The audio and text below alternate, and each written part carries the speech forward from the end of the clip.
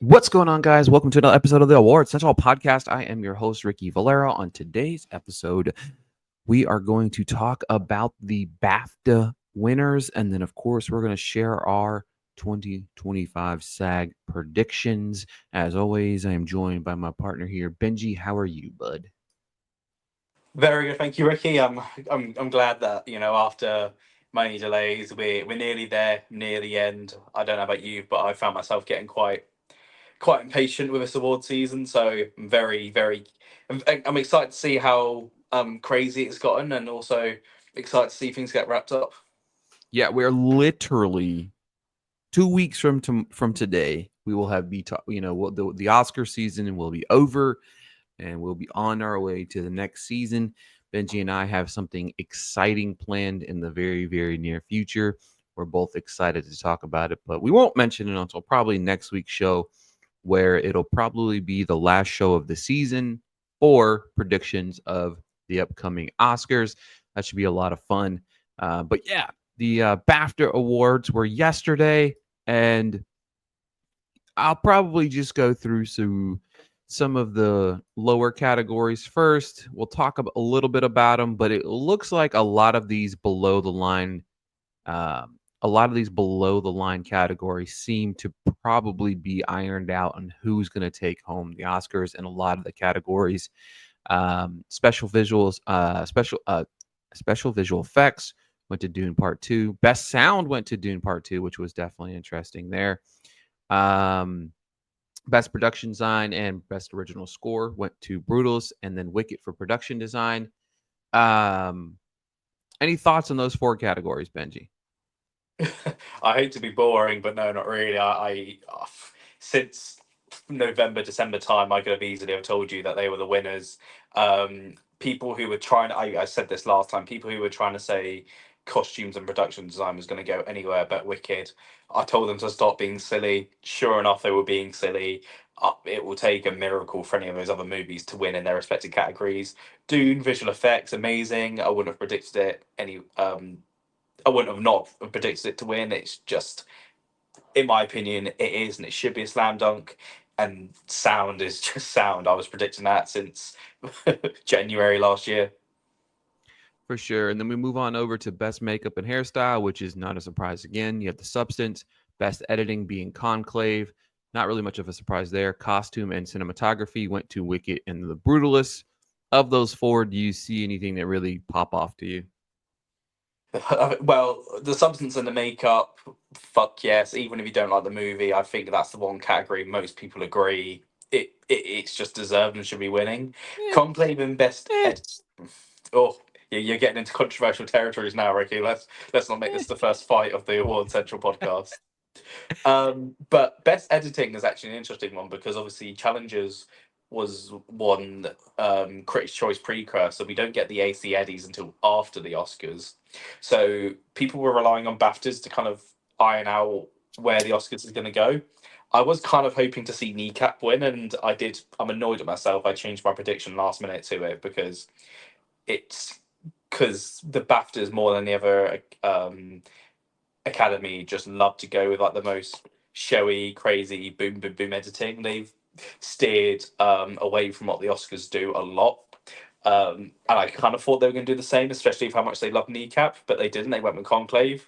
So Conclave is definitely the number one prediction now to win, but because that's the only precursor we have for editing, if Conclave doesn't do as well at the Oscars as we think that it will, editing could still go to another film. But I was always kind of predicting Conclave anyway, so it's no major surprise.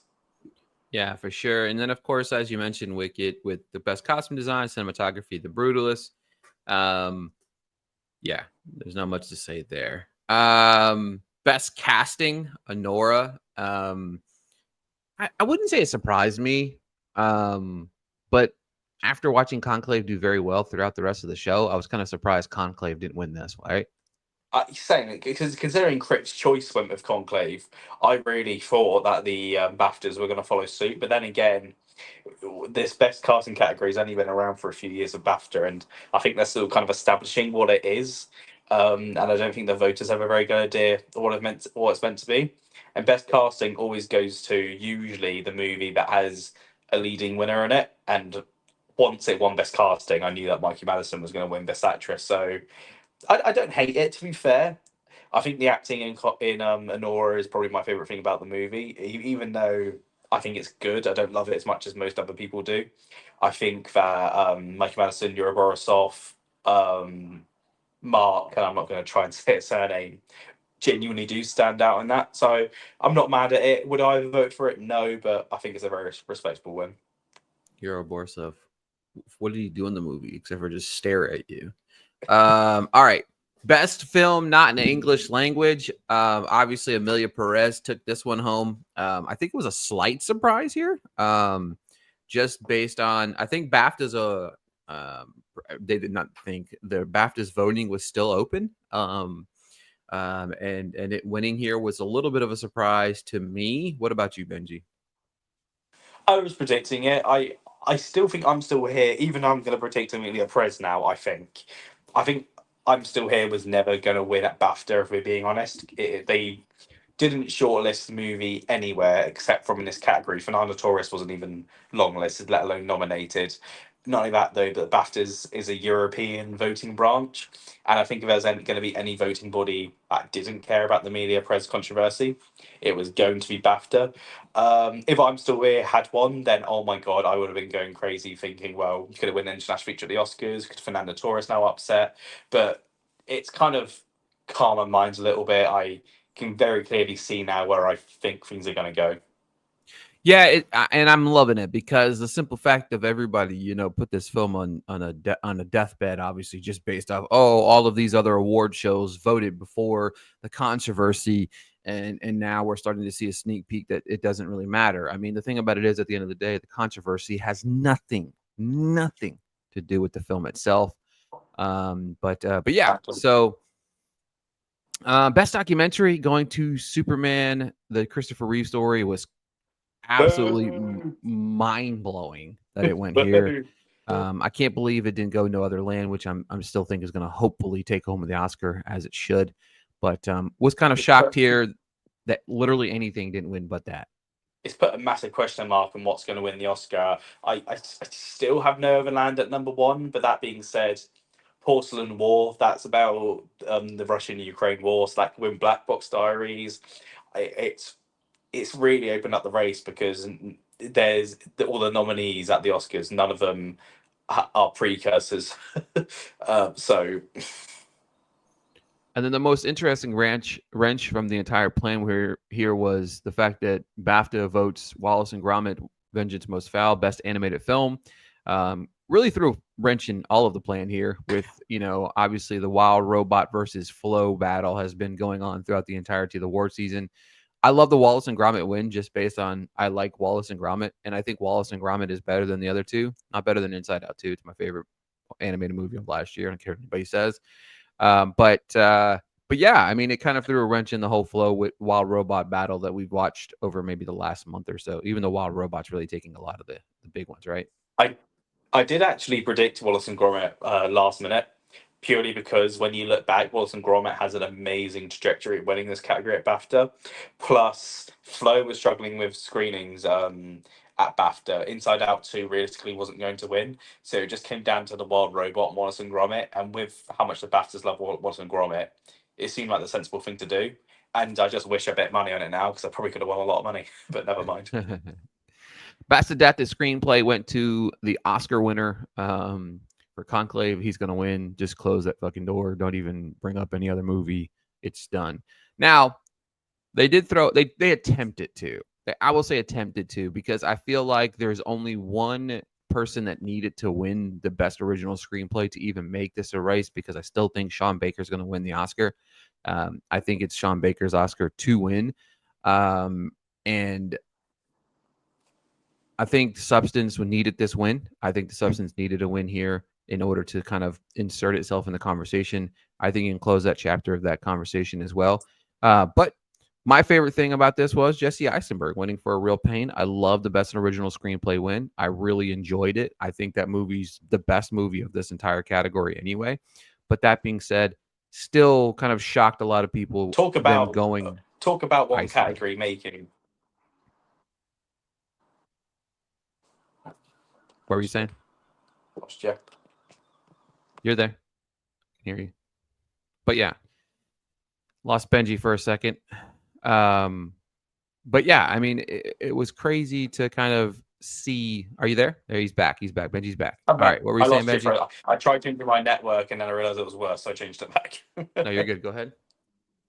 Your So, thoughts on the original yeah, screenplay? I love that win. I don't think it's gonna. I don't think it's got a shot in hell at winning the Mm-mm. Oscar, even though I wouldn't No. mind it. Real Pain was a movie that I actually genuinely really liked, and after a second time, I liked it even more. But it's added a lot of ambiguousness now to the Oscars because it's probably going to go to Nora, but then a lot of people were kind of thinking, well, maybe the Substance could dark horse and take this, and I know a lot were relying on BAFTA to kind of add that as an extra source of evidence, and it didn't happen. And the thing is, though, is that directors so 50-50 at the Oscars at the moment, and if Nora's winning Best Picture, then I'm just surely thinking that Nora wins Best Original Screenplay. And but then I also think the Oscars in the past few years, when it comes to original screenplay, they like to go with the most original fit. Usually, they have been. There was Belfast, which I can't. I know you. I know you. I know you're a fan. I personally can't even think about that one without cringing a little bit. But it's interesting. It's really interesting, and I think if there was going to be a year where a lot of these stats and precursors that people rely on and these combinations, all of this was going to be broken. I feel like it could be this year. Uh, and that's what I'm most excited about now, kind of going into this year's Oscars, is what awards are these categories actually going to win in terms of will Honora win Best Picture and actually win all these big categories? Could it just win Actress and Best Picture? It's a really interesting one. Yeah, there's definitely a battle going on here. Yeah, I mean, I think it's like when it comes down to it, it's like one of those things. Like, do we have a split? Do we have Honora wins Best Picture, Corbet wins Director? You know what I mean? Is that the scenario that we're working towards? But either way, very very happy with the Eisenberg win. Very deserving in my opinion. But yeah, best actress in supporting role, best supporting actor. These two races have been closed since God knows when. Said it. Benji had his doubts. Continued to doubt my saying of this I, was done I, in I had December. my doubts, but still predicting it. Let me make myself clear. I'm still gonna say he had doubts, and I told him the door was closed. I said it was shut. Slammed the door. But to me, all this proved again, Zoe Saldana, the sweep is coming. The sweep is here. The Yeah. same with Culkin. The sweep is here. The sweep is coming. You know what I mean? Period. End of story. Um, Best actor. Speaking of case closed, Adrian Brody's looking like he's going to win his second Academy Award, which is an absolute positively joke. But he looks like he's going to well on his way to win his second Academy Award win. I don't disagree, but before we say 100% and lock the doors on this, let's just wait until SAG, because even if Tim Chalamet wins SAG, I'll still be predicting Brody, but I think that'll be an interesting conversation to be had. Also, the same goes for Best Actress and Best Supporting Actress, actually, because I feel like SAG could go a different way and it may not even matter at all. But we'll get onto that when we get to Best Actress. Yeah, best actress. For me, I think I have been very much on the brand of I've said Mikey Madsen. I thought, I mean, the prediction here, obviously, we both talked Marianne last week when we talked about it on the show. But to me, I've said that Mikey Madsen was going to win the Oscar, and I've sounded crazy for weeks because Demi Moore has won of some awards. You know what I mean? At the end Yeah. of the day, obviously, SAG is definitely one that's going to be the interesting conversation. Can she win SAG? I think she's going to win SAG. You know what? I think I'm still going to predict Demi Moore for SAG, but it doesn't even matter. I'm still going to predict Mikey Madison for Best Actress, because Best Actress and the Oscars has an amazing correlation. It's ridiculous. They fumbled a little bit a couple of years ago, but then these past couple of years they've gotten back right on track. So I think Demi Moore will be in SAG, but I think Madison's going to win the Oscar. I know that might seem a little bit too specific on me to predict, and I might make myself look a fool, but I'm pretty comfortable with saying that. Yeah, and that's the one thing that the one thing I have been saying on here, and if you've been listening all along, I've my doubts have been there for Hmm. Demi Moore when it comes to the Oscars. And the thing about it is there's a realistic place where the substance wins one Oscar and that's it. And I Yeah. think that's where we're leaning. I think that's where we're leaning heavily and heavily each and every day as we pass by. I think this was a big win for Mikey Madsen. This has been a huge week, 2 weeks for Honora. And I sent this to Benji via we always talk when award shows are happening, and I said when Honora won Best Picture at Critics' Choice, everybody mocked it, and Yeah. then everybody was making light of the scenario, and now here we sit 2 weeks later, and it's a front runner in a lot of different categories that it wasn't 2 weeks ago. You know what I mean? Like we literally put the nail in Honora's coffin almost ahead of Critics' Choice and everything.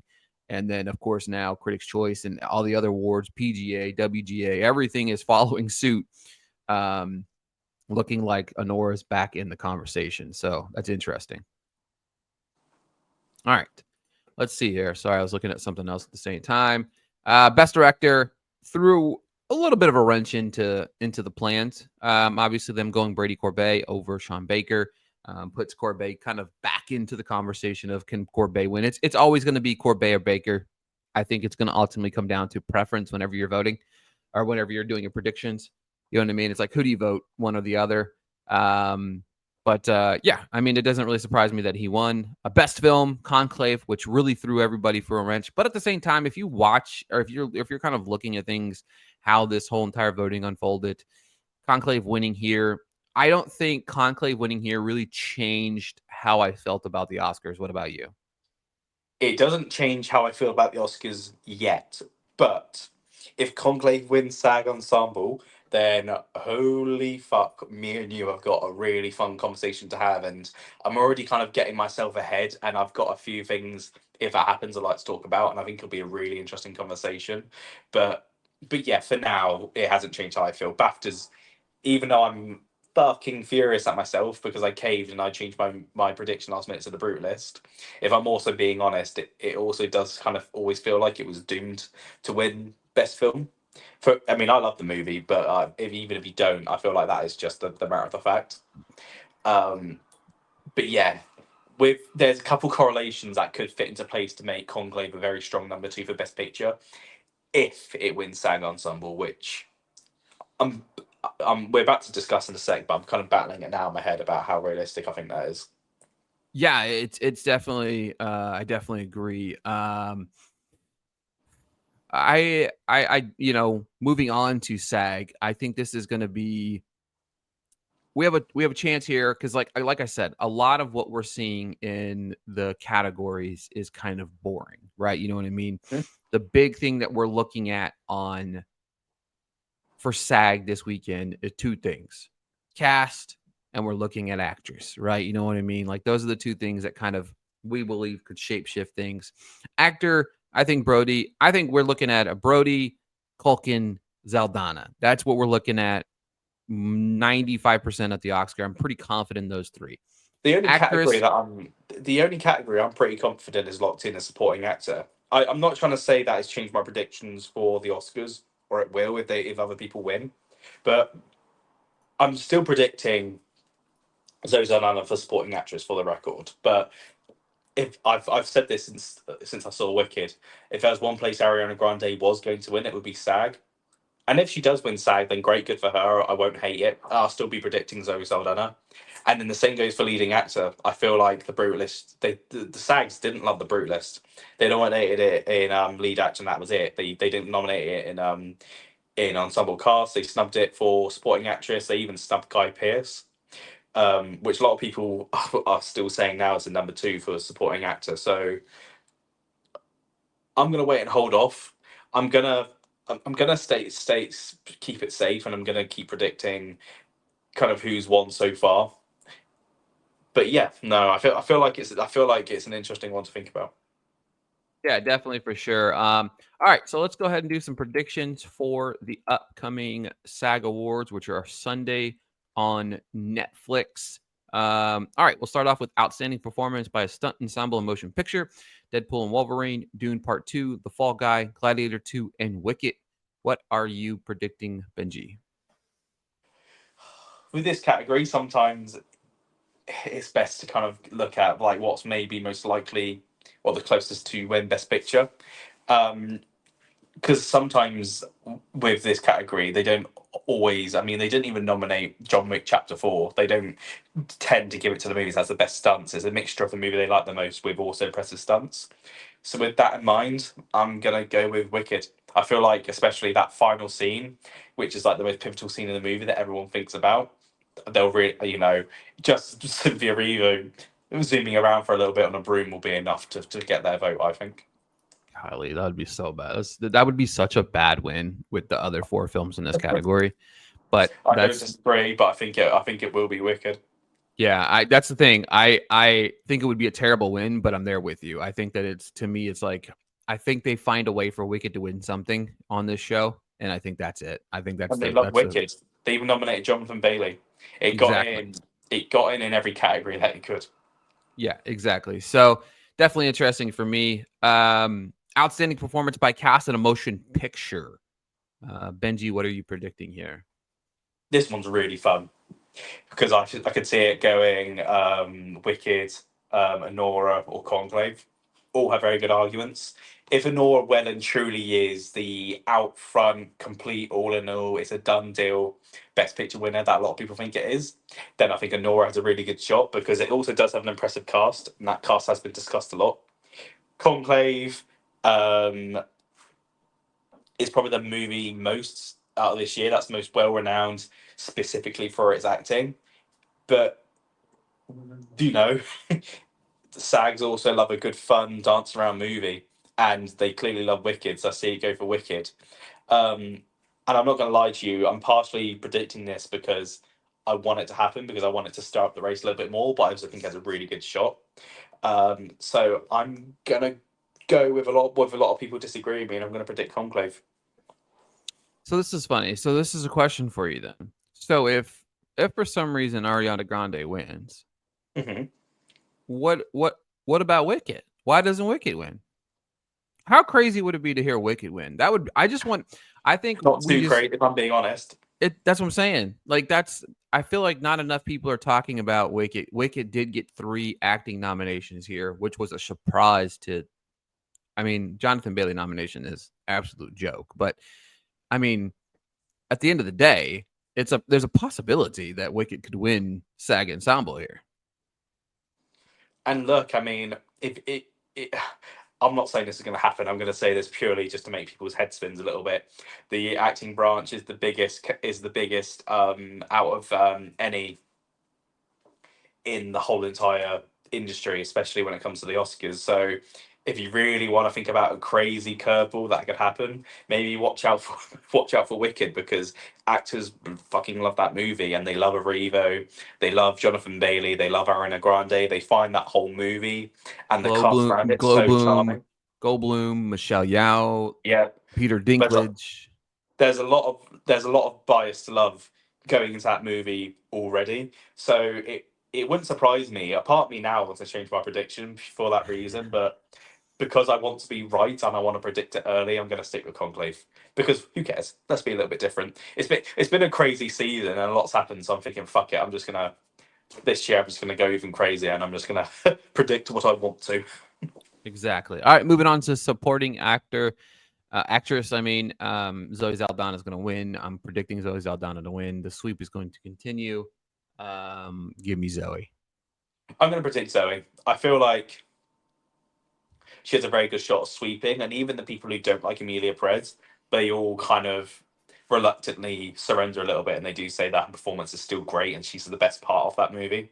And I feel like Zoe, with the controversy around it, even though I feel like the SAG will be the ones that are most aware of it, she's done quite a good job to stay away from it. Because one, to be fair, it's got nothing to do with her anyway, and second of all, I feel like it's almost helped her in a way because how she's handled that whole situation, there's a lot of sympathy now going towards Zoe Saldana's way. So she may even gain votes because of that. So Ariana Grande could upset. Like said, SAG love her. They love that movie. And if they see it's not winning anywhere else, maybe they'll want to give. Maybe a lot of voters want to vote for it. But I don't think so. I think it'll be Zoe. Kieran Culkin's gonna win supporting actor. Benji, any? Yeah, Kieran Culkin. I mean, it's kind of crazy to say that because even though I was always predicting, I was always kind of silently waiting for him to lose somewhere because the last person to win supporting actor and not being a Best Picture nominee was 2011 for Christopher Plummer in Beginners. It very rarely happens, but because I feel like A Real Pain was just number 11, it was so close to getting his Best Picture, and he swept everywhere else. And because competition in this category is pretty weak, to be honest, I do feel like the gold is his. All right. Best actor. We're gonna go lead performance and actor. I'm gonna go Brody here. I'm bored with this. I don't care. I think Brody winning is uninspiring. I mean, if you really, really, if we really wanted to have a season where we were watching an incredible performance like Sweep, you could have went Coleman Domingo here. Like you really could have. Like if you don't want to go Chalamet for what he did in A Complete Unknown, which I think is magical in what he did there, but I think Rafe is a good win here. I think literally, I don't really love Daniel Craig. I think Daniel Craig is the best part of Queer. I didn't think that movie's that great though, but I don't know. I'm going Brody. Just it's so uninspiring though. Well, then you know what? I'm going to give you a smidge, a little bit of hope. They really didn't love The Brutalist. Adrian Brody was their only nominee. It wouldn't even surprise me if a lot of the SAG members haven't even bothered to watch that movie. So I'm going to go out on a bit of a limb, and I'm going to say Timothy Chalamet. All right. Performance from a female actor in a leading role. Obviously Pamela Anderson, Cynthia Novia, Carla Sofia Gascon, Mikey Madsen, and Demi Moore. I'm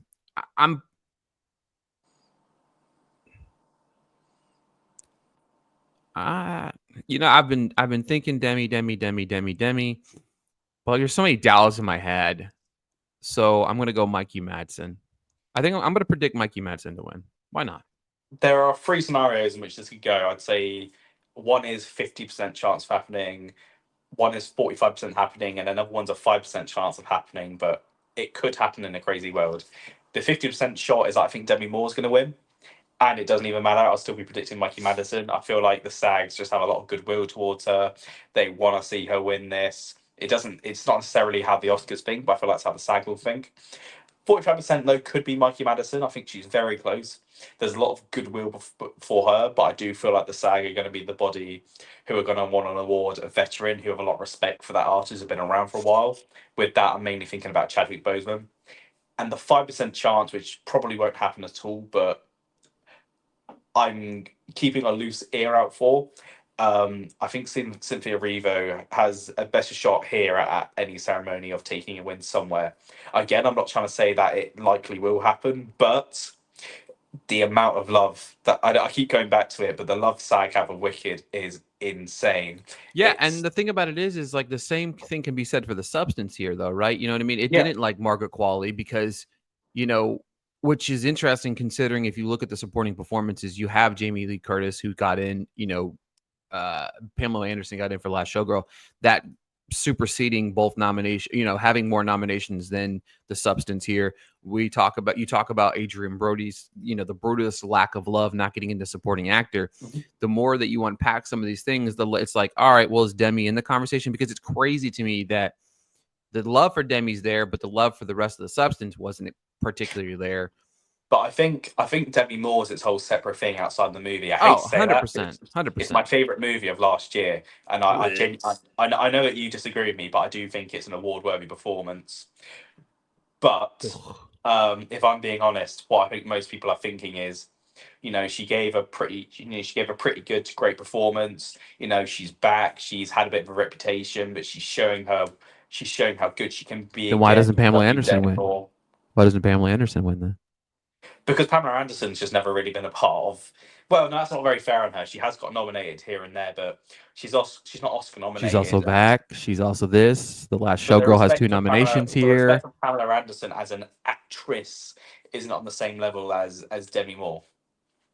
I'm not saying that, but I'm just saying everything that you mentioned also means Pamela Anderson Well, too. I mean, look, She's back.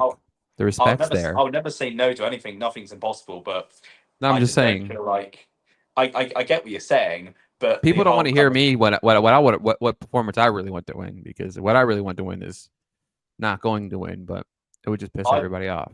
I'd But love to that's see what's up. Pamela Anderson. Don't get me wrong. Oh, I don't Um, want her to win. I'm talking about Carla, but that's you beside. talk about Carla. I mean, look. I mean, I don't think. I think that's very fair. I It's not mean, going to happen. But besides all the controversy, it is a great performance, and I'd love to see the first trans actress win. Even though with everything surrounding her, I'm not sure that'd be the best choice in the world. But it's a very fair point you make. But just kind of going back to the old Pamela I'm just Anderson giving and you a Demi hard Moore. time. Yeah, that's fine. I like to be challenged, and you've raised some good questions. But in terms of kind of Pamela Anderson and Demi Moore, kind of from the moment the supplements came out, there was this kind of big hype and talk to kind of get Demi Moore into the race, get her a win. Like, she's back. We love you. This is crazy. Like, I feel so good about this. Pamela Anderson kind of went went along that wave after Demi Moore, and I feel like people tried to do the same thing with her, and it just didn't work as well. I think Pamela Anderson's great in The Last Showgirl, but she's not Oscar nominated. There's no goodwill. SAG are going to want to do this purely to try and get her to the Oscar win. With Pamela Anderson, that's just not even possible. So you make some good points. I'm still going to stick with Demi. Michael Madison is right there, though. And I think Cynthia Erivo could, in a crazy world, win. He's just saying that he wants everybody to potentially win, so he gets it right. I'm just fucking with Benji. I'm just fucking with Benji. Hey, No, final no. The thing about it prediction, is, Demi Moore. the thing about it is though the same conversation can be said. Like, you know what I mean? When I brought up Wicket potentially winning Cass, what could that look like? I mean, if you think that there's a possibility that Wicket can win Cass, then you have to feel like Wicket's also in the conversation here with Rovia and lead actor. So there's a lot of things that could be talked about here, and it's broken down how many different ways. But it's going to be interesting. SAG Awards Sunday on Netflix. Should be a good show. We'll be back next week. On next week's episode will be we might have to film again on Monday because it'll be post SAG, so that we can really get our final Oscar predictions in for you guys ahead of the big award show coming on March the 2nd. We will definitely be live at some point Oscar night. We haven't decided what that's going to look like. But yeah, I'm excited that we are going to be talking about that. And next week's podcast, as we do our prediction show, we are going to announce our plans for the post Oscars, which I think is going to be a whole lot of fun. You're not going to want to miss that. Benji and I have some cool ideas cooking. Very excited.